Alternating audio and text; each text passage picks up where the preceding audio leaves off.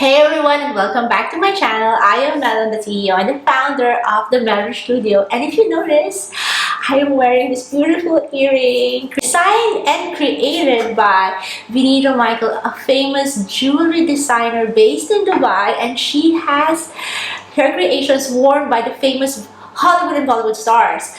And today I'm privileged to meet her in person and interview her, and she will share her thoughts on business and creativity and success. Without much further ado, here is Vinita Michael. Thank you so much for having me. I love your vlog. I'm following you and you're doing such an amazing work. Thank you so much. So my first question, let's get on to business. So Vinita, how did you start your business in jewelry design? As far as I can remember, I was always very creatively curious. I was a Bharatanatyam dancer growing up, and the jewelry pieces that a Bharatanatyam dancer wears during a performance makes for a vital component of her costume. And back then I used to get really intrigued by the motifs, the colors, the gemstones that go. And if you look at the forms of the Bharatanatyam dancers' jewelry pieces, it's insane. Like you have the Surya and the Chandra, which is the sun and moon, the waist belt, very, very traditional and very rich, showcasing the heritage of Indian jewelry. So I was always very intrigued there. However, it was, I think, much later that I started looking at it seriously from a technical and production point of view. I studied design. I did my bachelor's in design from the National Institute of Fashion Technology, and my specialization was jewelry and precious products. And I think it's at that point where I started looking at the technicalities and the craftsmanship details. And the more I studied it, the more I got drawn into it. And then later on, I was very privileged to work with some of the super giant brands in India, such as Amrapali Jewels, Anmol Jewelers, World Gold Council, Ganjam, who was actually the jewelers of the Maharajas of Mysore. So they have a very strong standing legacy. And to be able to get trained under them was amazing. It was like, I don't really have words to explain that experience. And so I always knew that I was going to have my own brand. I didn't know when, but I knew that at one point I am going to have my own brand. I had a very clear vision of the kind of products that I would be designing, the kind of pieces my team would be making, and the kind of women who would be enjoying them. But it was in 2015, after I came back from US, I did my gemology from the Gemological Institute of America, and I came to Dubai, and it was in 2015 that I finally conceived the label as we know it today. I love your collections. They're very unique. Every collection you release is very unique. Where do you get your inspiration? I think that's the most crucial part, and I do spend a lot of time in the ideation and the inspiration, soul searching part of it. I'm an ingredient branding partner with Swarovski, and we do spend a lot of time studying the trends that will be coming up in the forthcoming seasons. I think it's very vital because it prepares you for the gemstones that will be available for you to use. What's the best way to market it? What are the other designers doing it, so you can make nice collaborations which are sensible both from a creative as well as business point of view. So I do study the trends. However, I don't follow them blindly. I study the trends, and then I also look back at my own experiences and what appeals to me in terms of my own likings, some event that I might have gone to, some travel I might have done. And it's always a marriage. It's a marriage between your knowledge that you've gained and your personal experiences. For example, my lighter than air collection, at that point, it was the elements of the earth, which was one of the trends. And air, for some reason, spoke to me very well.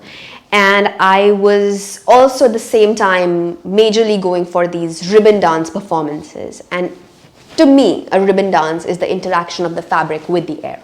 So if you look at the collection, Lighter Than Air, it's inspired by ribbon dance. And pretty much every collection follows the same system. I think there has to be a method behind all the logic.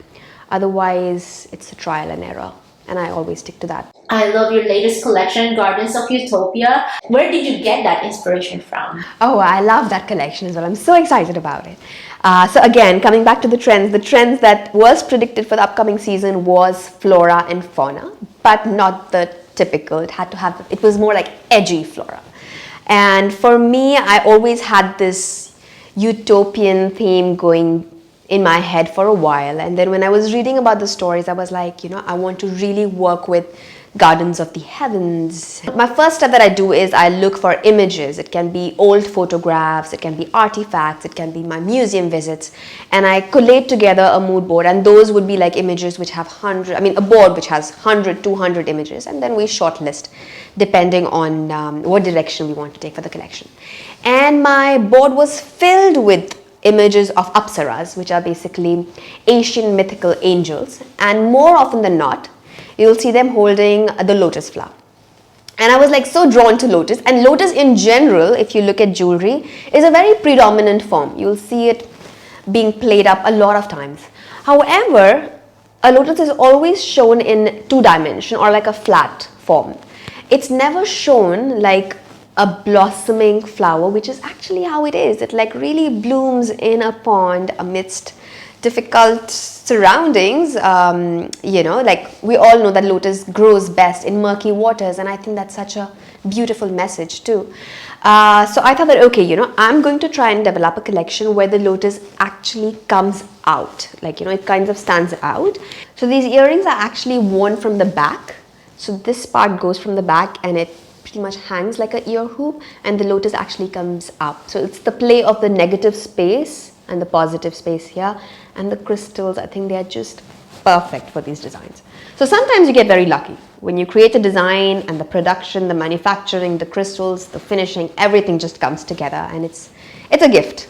It really is a gift when that happens. So like writers, have you ever gone through writer's block or creativity block, and how do you get over that? I think when you are in a creative space, sometimes it's a pro or a con that you can't really have a workspace where you will get all your ideas. In fact, for me, most of the times, it's not on my work desk where I get the best of my ideas. It'll be in the shower or in the gym when I'm going for a run. And I think every one of us has that. You just need to figure out where. Like I have friends who tell me that they get their best ideas when they're driving, and they actually take out 1 hour in the schedule to drive a little bit more. So I think if you can kind of figure out which is that space or which is that activity which kind of drives you, you can utilize that. And yeah, like for me, I just stay aware. Try to be like a sponge, be aware of the surroundings. Wherever I go, I look at the colors, the textures.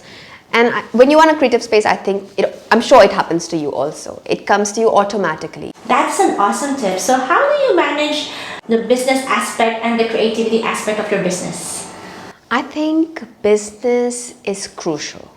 If you have taken up your creative passion as your work and not just as your hobby, then looking at the business side of it is inevitable. There's a saying that I had heard once from Imran Ahmad that it has actually stayed with me. He had said that creativity and business are codependent. Business needs creativity to innovate, and creativity needs business to sustain and truly reach its true potential. And I think that's so, so true. For me, I remember I had become a part of DDFC in 2017, and I was chosen as one of the 6 designers to get business mentorship from business groups here in the region. And Shalhoub was my first mentor, and Landmark, Miss Nisha Jagtiani, was my second business mentor. And with them, I really learned how vital it is to have a business plan for a year, follow it through, and then match your sales targets. Like review your targets every quarter or every month, whatever works for you as an entity, and try to stay true to it. Because like for me, when I started the company, I started it because of creative hunger. But as you grow and as you hire people, as your team expands, you are not just responsible for the creative vision of the brand, but you're also responsible for the growth of your business, which means your growth for the financials of your business. Movie stars endorse your products. What is your advice for startups to reach that level? Oh, that's so exciting.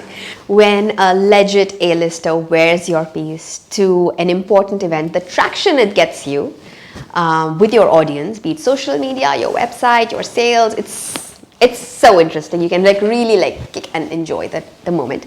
And I always advise everybody that that is a domain you cannot ignore if you're looking for instant expansion of your reach. I think for me also the first hire that I did for my brand was actually PR. So I used to work with stylists when I was back in Bombay in any case, and I know some of them personally as well. So that really helped. But to keep it ongoing, I definitely needed a dedicated support. And when a star like Priyanka Chopra wears a pair of earrings on the red carpet when she's winning an award, it definitely expands your reach, both locally as well as internationally. Lookbook is very important. Imagery is extremely important. It's one thing to have your products made like how you visualized it, and it's another thing to have a really well shot and well executed lookbook. So once you have your lookbook in place, send it out to stylists, to editors in fashion magazines, to fashion bloggers who you feel resonate with you. And if there is an opportunity to have your pieces sourced, which is basically they'll borrow your pieces for a particular event and they'll send you high-res images and then give back the pieces to you after the event is over. That is an incredible opportunity for you to shine. You have two boys and a family to run. How do you balance family life and business? I think one of the core things that you need, that you absolutely need, it's not a plus, is support from your family. I have an extremely supportive husband, without whose support I don't think I could have been here today. So that really helps. And regarding kids and how I balance my time with my kids, I don't think I would have had it any other way, frankly. This is what I always wanted to do.